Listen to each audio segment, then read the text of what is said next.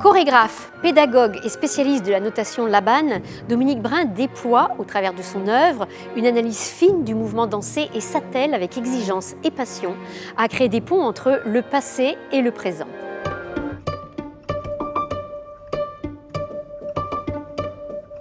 Pour l'instant que c'est difficile, mais je pense Étudiante au Conservatoire national de musique et de danse de Paris, Dominique Brun découvre la notation Laban, ce système d'écriture datant de 1928 qui consiste à transcrire les mouvements d'une chorégraphie pour la sauvegarder.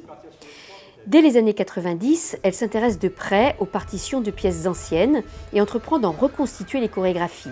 Cette démarche est, dès le début, saluée par les spécialistes et les amateurs de danse, en résonance avec l'apparition de la question de la mémoire et du répertoire en danse contemporaine.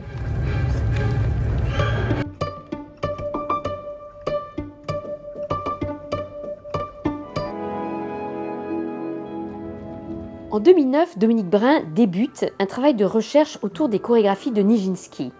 À la manière d'une archéologue, elle rassemble les traces qui restent de ces pièces, les partitions, les notes du chorégraphe, les croquis, les articles de presse de l'époque et tente d'en recomposer le mouvement. Elle reconstitue ainsi l'après-midi d'un faune ainsi que le célèbre Sacre du printemps. Sa démarche de recréation permet de revoir des œuvres souvent oubliées, voire même disparues, alors qu'elles sont historiquement très importantes.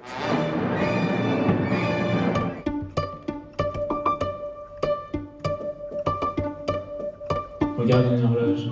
En 2018, pour Le poids des choses et Pierre et le loup, Dominique Brun développe un autre processus de travail basé sur l'analyse du mouvement. Dans ces deux pièces, elle met en œuvre le concept d'effort, théorisé par Rudolf von Laban, et amène les spectateurs à se questionner sur ce qu'est le mouvement et sur ce qui le rend possible, la force, la gravité, l'espace et le temps. Un travail de création à la fois pédagogique et poétique.